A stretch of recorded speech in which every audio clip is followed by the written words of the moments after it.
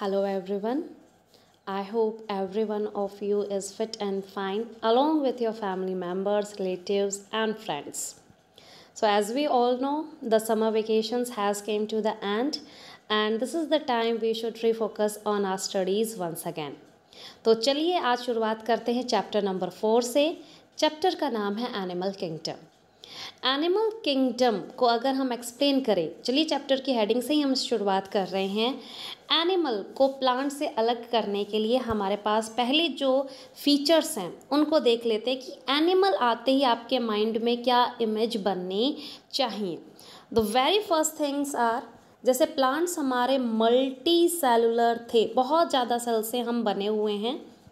कोई छोटी बात नहीं है, हम माइक्रो ऑर्गेनिज्म नहीं है कि जो एक सिंगल सेल से या कुछ ग्रुप ऑफ सेल से बने हुए हैं और हमें कोई देख नहीं सकता। We are multicellular, many cells we will be having in our body. ठीक है, तो ये हमारा फीचर नंबर 1 है। सेकेंड फीचर, हमारे पास अब सेल वॉल नहीं है। प्लांट के पास सेल वॉल होती थी, इसको एक्स्ट्रा प्रोटेक्शन चाहिए। हर सीज़न में प्लांट को एक एनवायरनमेंट में ही खड़े रहना है, वो अपने आप को बचा नहीं सकता है। सन भी उसको वहीं पर टॉलरेट करनी है, रेनी सीज़न भी अलोंग विद द विंटर। ठीक है, तो इनके सेल बेटा कुछ ऐसे दिखते थे। बाहर सेल वॉल होती थी, अंदर सेल मेम्ब्रेन होती थी, अंदर इनका साइटोप्लाज्म, न्यूक्लियस और ऑर्गेनल्स। हमारे सेल कैसे दिखते हैं? Single membrane bounded. और ये सिंगल मेम्ब्रेन क्या होती है? सेल मेम्ब्रेन बोलिए, इसको प्लाज्मा मेम्ब्रेन बोलिए। अंदर हमारा साइटोप्लाज्म है, साइटोप्लाज्म के अंदर न्यूक्लियस और सेल ऑर्गेनल्स पाए जाते हैं। तो हम तो बेटा चल सकते हैं, अपने प्रे को कैच कर सकते हैं। हमें बारिश से अगर परेशानी हो रही है, अगर हमें टेम्परेचर ज़्यादा लग रहा है, हम अपने आप को हाइड कर सकते हैं। We are having the specific characteristic of locomotion. तो नेचर ने हमें एक्स्ट्रा प्रोटेक्शन नहीं दी है, सेल को एक सिंगल मेम्ब्रेन में रैप कर रखा है।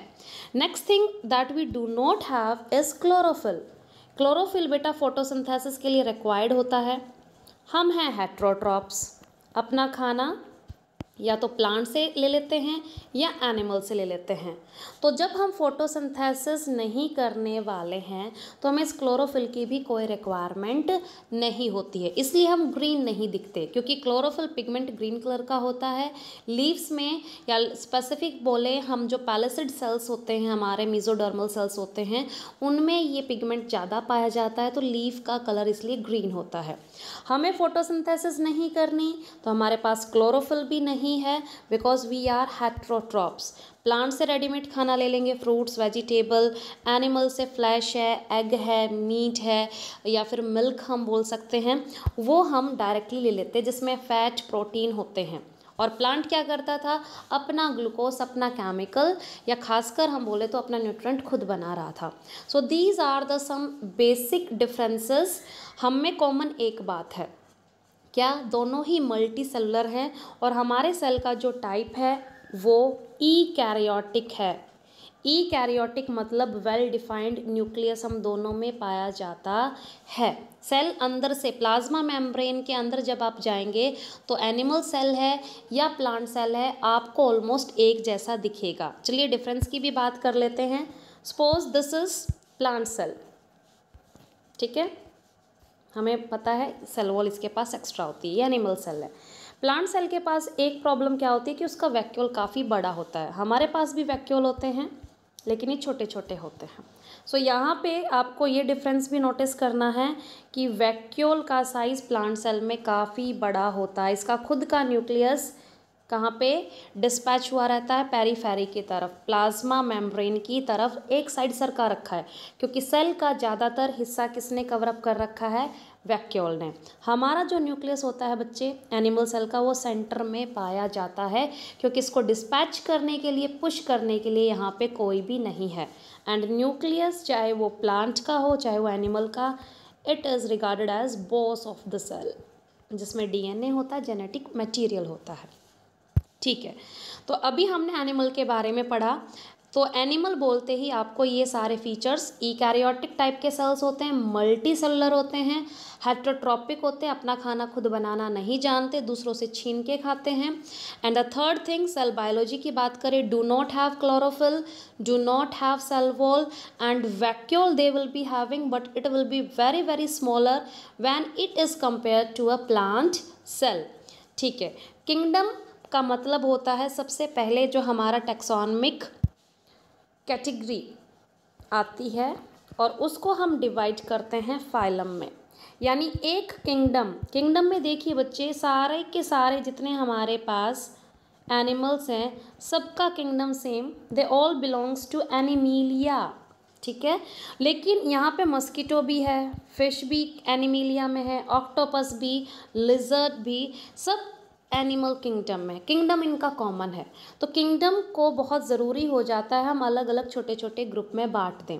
ये छोटे छोटे जो ग्रुप्स होते हैं इनको हम कहते हैं फाइलम, और कहीं पे चैप्टर में आपको ये वर्ड भी मिलेगा, that word is phyla. So do not gate confused. Phylum बेटा जब हम एक ग्रुप की बात कर रहे हैं, हम सिर्फ रेप्टाइल्स की बात कर रहे हैं, बर्ड्स की बात कर रहे हैं, एक फाइलम या एक ग्रुप को रिप्रेजेंट करने के लिए हम क्या कहेंगे, फाइलम, इस वर्ड का यूज़ करेंगे। एक से ज़्यादा ग्रुप्स के बारे में बात कर रहे हैं, दैट मीन्स प्लूरल वर्ड के बारे में अगर हम बात कर रहे हैं तो प्लूरल इसका क्या बन जाता है, फाइला। ठीक है, सो किंगडम हमारा सबका कॉमन है, लेकिन किंगडम की पढ़ाई हम कैसे करें, यहाँ पे तो सारे के सारे एनिमल्स हमने एंट्री करा दी है, इनकी सारे एनिमल्स हमें पाए जा रहे हैं। तो यहाँ पे किंगडम को हमने फर्दर टैक्सोनॉमिक कौन सी कैटेगरीज में डिवाइड कर दिया है, छोटे छोटे फाइलम में। लेकिन यहाँ पे नेक्स्ट थिंग क्या है, बेसिस ऑफ क्लासिफिकेशन हमने डिवाइड कर दिया, लेकिन इतने सारे जो हम फाइलम बनाने वाले किस बेसिस पे आपने अलग किया, why birds are being different from pisces, fishes से ये अलग क्यों हैं। ठीक है, और फिशेस जो हैं वो रेप्टाइल से अलग क्यों हैं, कुछ तो इनमें कॉमन होगा, ठीक है, क्योंकि हम सब एनिमल कैटेगरी में आते हैं, और कुछ इसमें अलग है। वो अलग चीज़ क्या है, उन बेसिस को जानने के लिए चैप्टर को हम फाइलम से ना शुरू करके हम स्टार्ट करते हैं बेसिस ऑफ क्लासिफिकेशन। अगर हमारे पास आज इतने सारे फाइलम्स हैं, so what is the basic information we are going to kept inside our mind while selecting a phylum, कि मेरे पास अगर कोई एक नया एनिमल आता है, मैं इतने सारे फाइलम में से किस फाइलम में उसको प्लेस करूँगी। सबसे पहले मैं उसके फीचर्स देखूँगी, बेसिस देखूँगी, तब जाके मैं उसको एक फाइलम में जगह दे दूँगी। सो हम स्टार्ट करते हैं बेसिस, हमने इतने सारी क्लासेस कैसे बनाए, फाइलम्स को क्रिएट कैसे किया, यहाँ से अंडरलाइन स्टार्ट करते हैं हम। सबसे पहले बेसिस आता है अरेंजमेंट ऑफ सेल्स, क्या इनकी बॉडी सेल्स से बनी हुई है या इनकी बॉडी में टिश्यू है, या टिश्यू थोड़े से और कॉम्प्लेक्स एनिमल्स को जब हम पढ़ते हैं टिश्यू की जगह ऑर्गन्स आ जाते हैं, हमारे पास तो पूरे के पूरे ऑर्गन सिस्टम है। तो बॉडी बेटा कितनी सिंपल कितनी कॉम्प्लेक्स है, तो वो दिखाई देता है arrangement of cells, whether these are cells और in the form of tissues, organs और इवन ऑर्गन सिस्टम। बॉडी की सिमेट्री कैसी है, मान लीजिए आपका ऑर्गेनिज्म कुछ ऐसा दिखता है, बीच में से अगर हम लाइन क्रॉस करेंगे 1 and 2 अगर आइडेंटिकल पार्ट मिल जाता है तो ऑर्गेनिज्म कहा जाता है वो सिमेट्रिकल है, दो आइडेंटिकल पार्ट्स में वो डिवाइड हो जाता है। अगर ऑर्गेनिज्म आपका किसी भी प्लेन में डिवाइड नहीं हो पाता है तो हम उसको बोलते हैं असिमेट्रिकल। सिमेट्री में आगे हम और टाइप्स करेंगे, रेडियल और bilateral. Next thing is nature of coelom. Coelom एक कैविटी होती है ऑर्गेनिज्म के अंदर, जो स्टार्टिंग के एनिमल्स में नहीं पाई जाती है। एनिमल्स जैसे जैसे इवोल्ड एडवांस होते गए, सिलोम वहाँ पे डेवलप होती गई। सिलोम अंदर से होलो होती है जिसमें ऑर्गन्स या ऑर्गन सिस्टम को हम पैक करते हैं। ठीक है, next thing is pattern of digestive, circulatory और रिप्रोडक्टिव सिस्टम।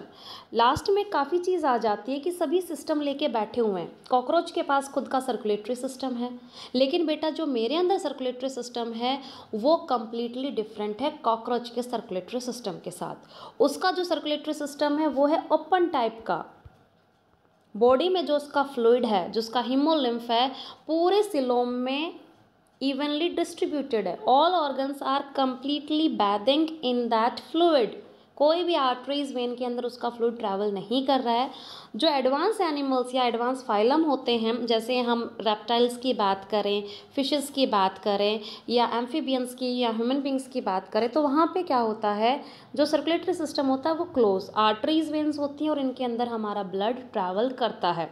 सो ऑर्गन सिस्टम होना काफ़ी अच्छी बात है, एडवांस एनिमल्स में देखी जाती है, लेकिन हमें ये नहीं मान लेना है कि जो ऑर्गन सिस्टम कॉकरोच के अंदर है वही ऑर्गन सिस्टम हमारे दूसरे एनिमल्स या दूसरे फाइलम में पाया जाता है।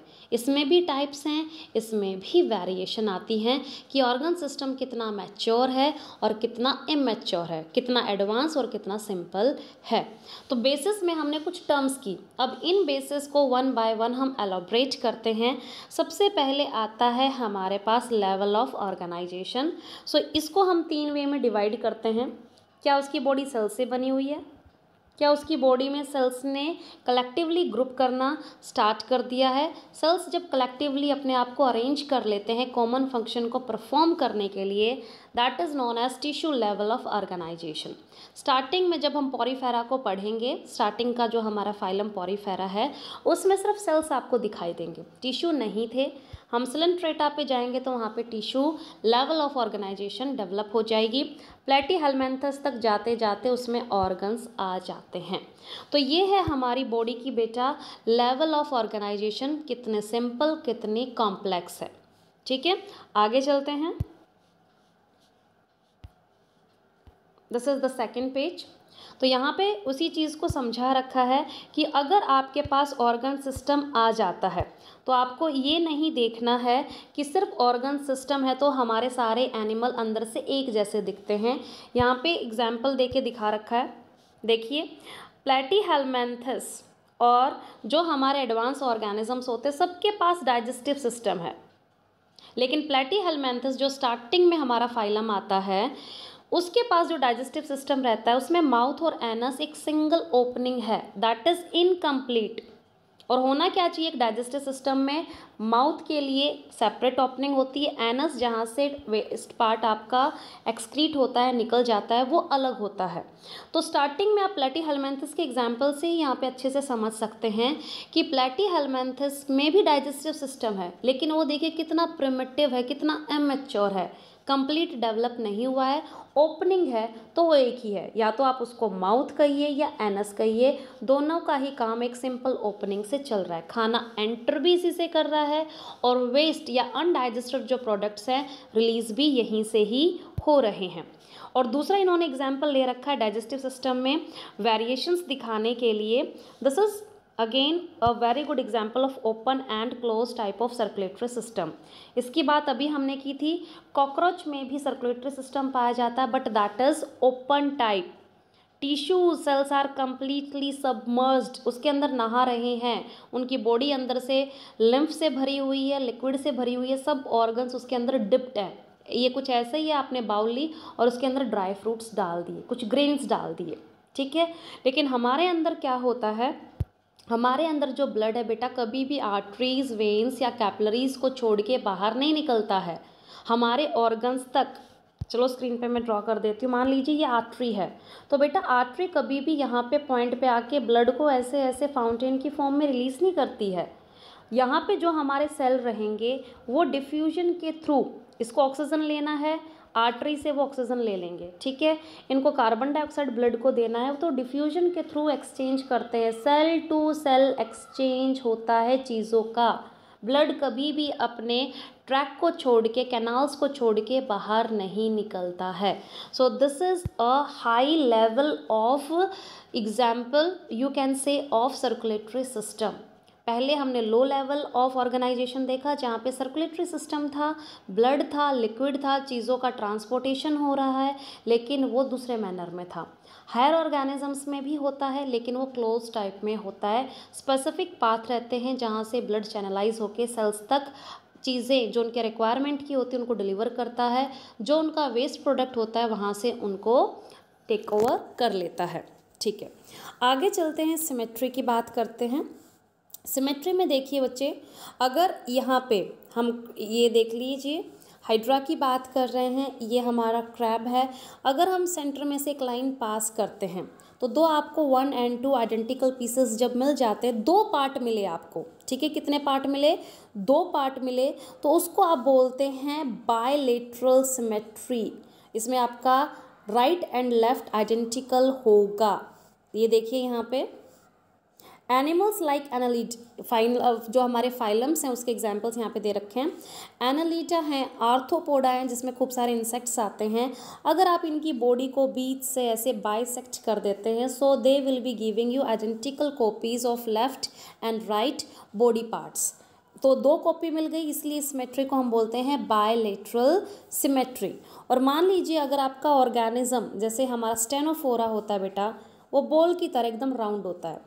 आप इसको यहाँ से कट करके देखिए, 1 and 2 दो पीसेस, यहाँ से कट करेंगे, ये दो आपके जो पीसेस हैं ये भी इक्वल मिल रहे हैं। तो आप किसी भी प्लेन से हॉरिजॉन्टली वर्टिकली इसको कट करते हैं, अगर आपको एक से ज़्यादा प्लेन बॉडी में ऐसे पाए जाते हैं कि किसी भी प्लेन से अगर आप कट करते हैं, बॉडी आपकी दो पार्ट में डिवाइड हो जाती है, तो हम उसको बोलते हैं radial symmetry. More than one plane if you got to found in an organism to divide it into two equal, or you can say two identical parts, that type of symmetry is known as radial symmetry। ठीक है, इसके अलावा कुछ हमारे पास ऐसे organisms भी होते हैं जो असिमेट्रिकल होते हैं। The best example is sponge. देखिए बच्चे, यहाँ पे आपको हाईलाइट डेफिनेशंस को तो करना है, साथ में साथ फाइलम भी दे रखा है, तो फाइलम पे काफ़ी फोकस करना है। ये MCQs में क्वेश्चंस आते हैं। असिमेट्रिकल फाइलम का एग्जांपल स्पंज। रेडियल सिमेट्री जहाँ पे आपको देखने को मिलती है, ये देखिए उसके नीचे इसके फाइलम दे रखे हैं। एक मिनट, मैं अभी पेन लेके इसको अंडरलाइन करवाती हूँ। ये देखिए, radial symmetry is कॉलंट्रेटा, Ctenophora, echinoderm.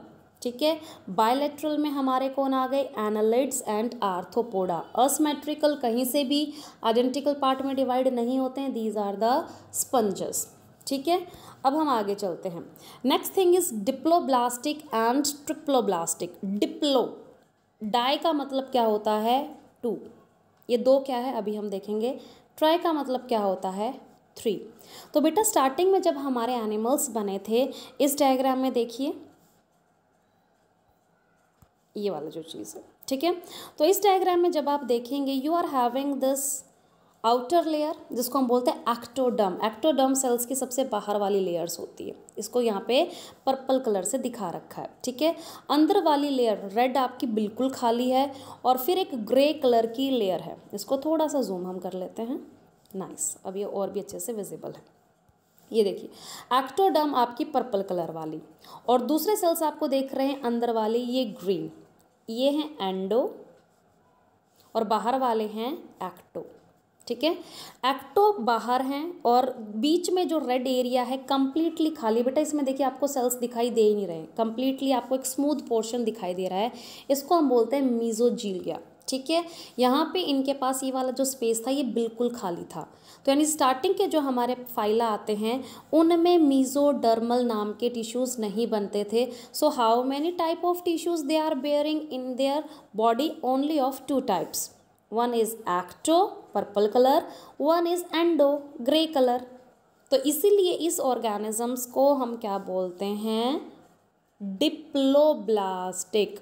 2 tissue की सिर्फ लेयर पूरी बॉडी में आपको दिखाई देगी, एक बाहर है, फिर बीच में एक हॉलो स्पेस है, फिर एक अंदर है, और फिर अंदर एक और कैविटी। ये देखिए वाइट स्पेस जो मैंने बताया, ये बाहर के टिश्यूज़ पर्पल कलर के, ठीक है, फिर बीच में रेड कलर का मीजोजीलिया नाम का स्पेस खाली रहता है, फिर ग्रे कलर के, फिर ये वाइट कलर का जो पोर्शन, ये एक और आपको कैविटी अंदर डेवलप करा के दे देता है। ठीक है, ये डिप्लो थे। अब आते हैं ट्रिप्लोब्लास्टिक। ट्रिप्लोब्लास्टिक जो हमारे ऑर्गेनिजम्स हैं, या जिन ऑर्गेनिजम्स ने मीजोडर्म, रेड कलर में भी अब टिश्यू बनना स्टार्ट हो गए हैं। And these tissues are very very important बेटा, क्योंकि जैसे जैसे हमारे एनिमल्स एडवांस होते गए, इन्हीं टिश्यू से उनके ऑर्गन सिस्टम डेवलप हुए। यही टिश्यू आपस में आगे चल के स्पेस बनाने वाले हैं। देखिए हमारी बॉडी में अगर बीच में कैविटी नहीं होती, where we will be placing our liver, kidney, heart, stomach, ये जो हमारी रिब के जैसे, ये आते कहाँ पे। तो जो हमारे एडवांस एनिमल्स होते हैं, बीच में एक स्पेस होना काफ़ी इम्पॉर्टेंट होता है ताकि हम ऑर्गन्स को पैक कर सकें।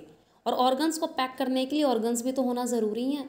और ये ऑर्गन बेटा डेवलप होते हैं मीजोडर्म, जो रेडिश कलर की जो लेयर दिखा रखी है यहाँ से। तो ये एडवांस ऑर्गेनिजम्स में पाई जाती हैं।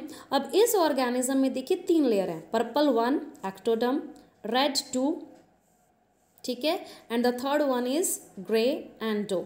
तो सबसे पहले एक्टो डेवलप होती है, फिर एंडो डेवलप होती है, और लास्ट में जो लेयर बनती है वो बनती है मीजोडर्म। यानी मीजोडर्म हमारे बॉडी में सबसे लास्ट में बनी थी। तो प्रिमिटिव जो एनिमल्स होंगे डिप्लोब्लास्टिक, 2 लेयर है grey and purple, ectoderm and endoderm. जो एडवांस हैं उनके पास 3 लेयर होती हैं टिश्यूज़ की, this ectoderm at the outermost, middle one is mesoderm and inner most is endoderm. Okay, यहाँ पे हम अब बात करते हैं ट्रिप्लोब्लास्टिक ऑर्गेनिजम्स के एग्जाम्पल्स की। तो यहाँ पे दे रखे हैं लास्ट लाइन में, ट्रिप्लोब्लास्टिक में कौन आएगा, प्लेटीहेलमिन्थस टू कॉर्डेट। ये सारे एडवांस हो चुके थे, मीजोडर्म इनमें वेल डेवलप थी। और प्लेटीहेलमिन्थस से पहले पोरीफेरा, फिर हमारा स्टेनोफोरा आता है, फिर हमारा सिलेंट्रेटा, इससे पहले सिलेंट्रेटा आता है एक्चुअली, और सिलेंट्रेटा के बाद हमारा स्टेनोफोरा आता है। तो 3 जो स्टार्टिंग के हमारे फाइलम है, पोरीफेरा, सिलेंट्रेटा एंड स्टेनोफोरा, इनके पास सिर्फ और सिर्फ 2 लेयर के क्या थे, लेयर थी हमारी, मीजोडर्म नहीं बनी थी। तो दीज आर डिप्लोब्लास्टिक। और जो हमारा थर्ड फाइलम जब स्टार्ट होता है स्टेनोफोरा के बाद, जिसको हम क्या बोल रहे हैं, प्लेटीहेलमिन्थस। प्लेटीहेलमिन्थस के बाद हमारे ऑर्गेनिजम्स मीजोडर्म अपने अंदर लेके आ चुके हैं, और मीजोडर्म के साथ ही हम आगे का क्लासिफिकेशन पढ़ते हैं। So is this clear? All the phylums which are going to start from the platyhelminthus to the chordate are having this triploblastic layer। ठीक है, सबके पास मीजोडर्म वेल डेवलप हो चुकी है। अब आते हैं हम सिलोम के पास। सिलोम बेटा बॉडी कैविटी को बोलते हैं, बीच में से होलो स्पेस होता है। होलो स्पेस होना अभी हमने बात की, क्यों इंपॉर्टेंट है, क्योंकि इसमें ऑर्गन्स को हम पैक करने वाले हैं। सबसे हम पहले बात करते हैं इस बॉडी कैविटी की।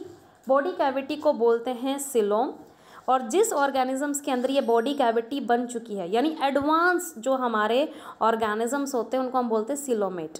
सिलोमेट के साथ साथ आ जाते हैं हमारे phylum, annelids, Mollusca, arthropoda, echinoderms, Hemichordata and chordates. ये सब हमारे किसके एग्जाम्पल है, सिलोम के। सिलोम को यहाँ पे देखिए डायग्राम में सबसे पहले एग्जिबिट करा के दिखा रखा है, 10 डायग्राम। यहाँ पे एक बार मैं इसको जूम करके दिखाती हूँ आपको, ये देखिए, ठीक है।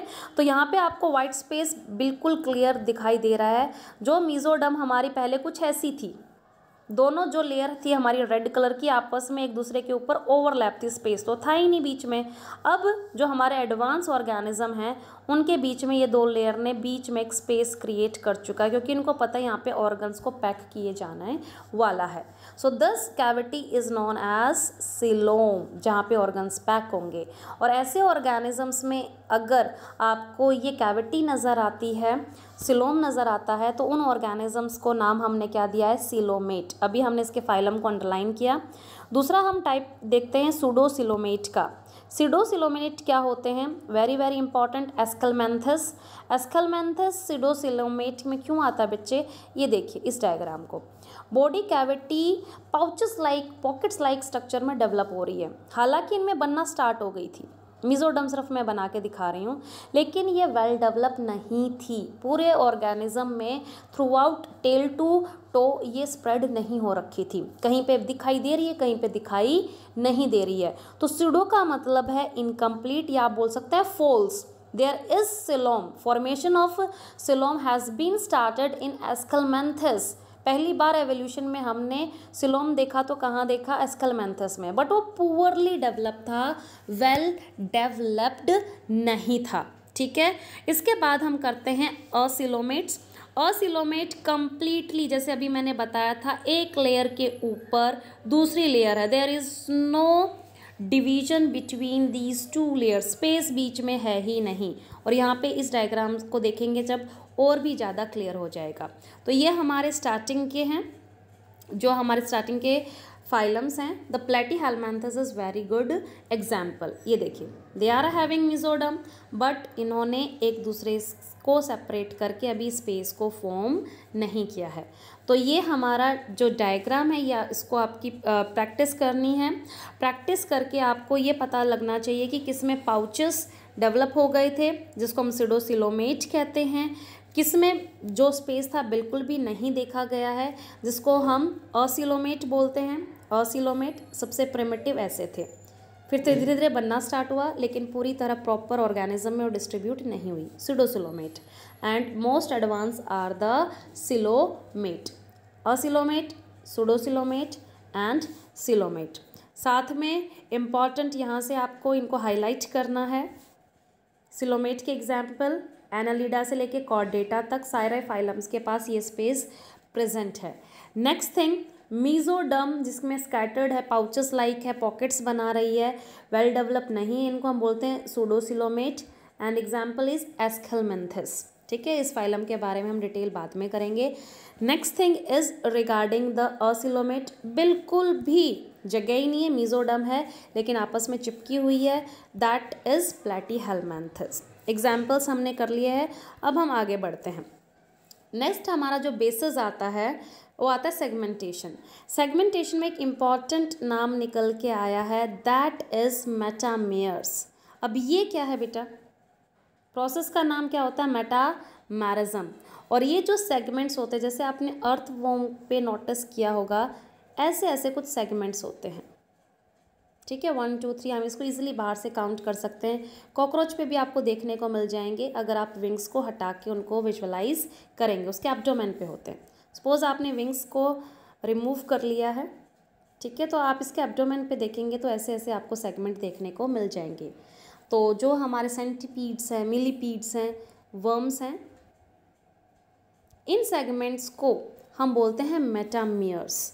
मेटामेयर्स क्या होते हैं? जो आपके ऑर्गेनिज्म को externally and internally, very very important word, इसको हाईलाइट करना है।